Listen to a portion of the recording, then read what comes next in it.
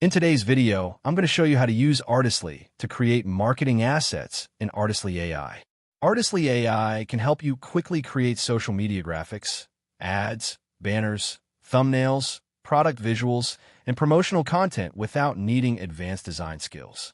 First, decide what type of marketing asset you want to create.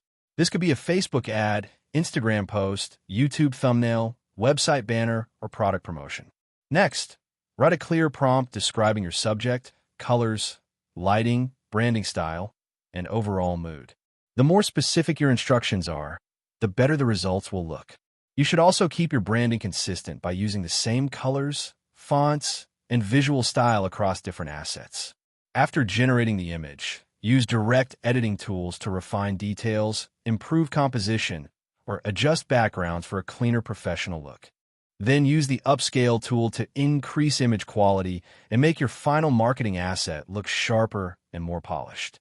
You can also save successful prompts and style profiles to speed up future projects and maintain brand consistency. And that's it. Thank you for watching this video. Please feel free to use the affiliate link in the description.